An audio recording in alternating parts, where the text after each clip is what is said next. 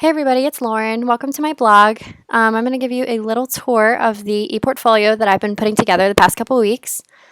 Hopefully you'll get to know about me a little bit more socially and professionally. So this is the welcome page, just a little thank you for visiting. And I added a picture of myself and my dog Tucker in our Ohio State gear. On the left-hand side, there's the pages that I've added to the blog. There is the About Me page, the Autism Spectrum Disorders page, technology resources for online course success, tips for succeeding in online courses, and my weekly reflection papers. So we'll go ahead and start with the About Me. So I started by, it's going to reload.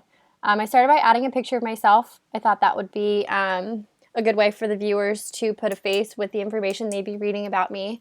I also linked a YouTube video of my favorite song, one of my favorite songs by my favorite singer, Jack Johnson. Just a little personal touch. Nobody probably would have known about me. So a little bit about me. I am the oldest of 5 kids. I've been around kids my whole life. I've worked with them in various jobs, and I just absolutely love it. And so that has definitely shaped my career choice in becoming a pediatric speech-language pathologist. I'm currently an assistant preschool teacher and absolutely love it. And I definitely want to work in the schools with children someday after I graduate with my master's degree in speech-language pathology. So that's a little bit about me. When I'm not in school, I love playing tennis, playing with my dog, napping when I can, watching Netflix, visiting the beach. And down here I added some pictures, just of some experiences and people and things that have kind of shaped me into the person I am today. And that's a little bit more personal than professional, but I thought that was a nice little touch that might be a little different. So this page is all about autism spectrum disorders. The talk is really good, the TED Talk, really good video to watch. I linked Autism Speaks.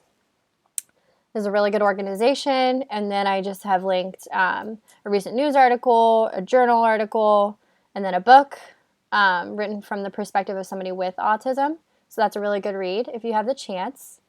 We'll go to the next page.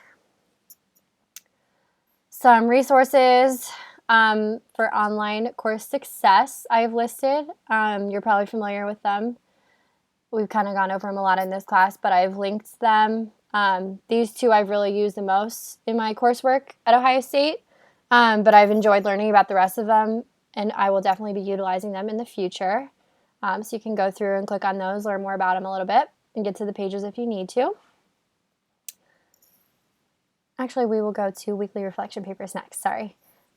So I have written week 1 through 6. I wrote reflection papers. I kind of did a little introduction, background, kind of what the prompt was, so that when you click on these, you kind of know what I was writing about when I was going through all these. So there's those. That'll open a Word document for you when you click on them. Now we will go to tips for succeeding in online courses.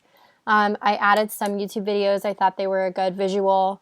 They kind of sum it up quicker than I probably could on here, and it makes it easier on the viewer rather than reading a whole novel that I write on here.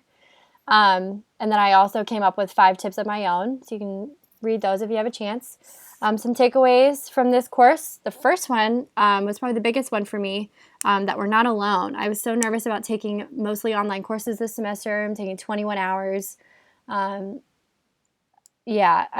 really didn't know how I was going to react to doing that because I'm very social and I like to interact with my classmates and stuff and talk to the professors when I need help and stuff. And Joni was really wonderful. I thought the virtual office hours were just so cool.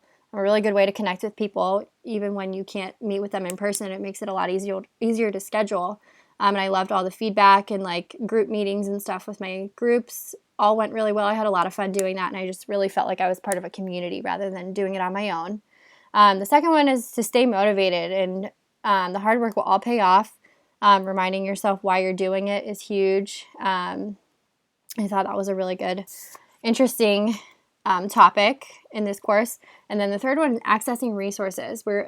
We are given so many at Ohio State. I really didn't know about a lot of them until I took this course, but I wish I would have known about them sooner. I'm definitely going to utilize them now that I know about them, and tell everybody that's not using them to use them. So yeah, accessing resources is another big one.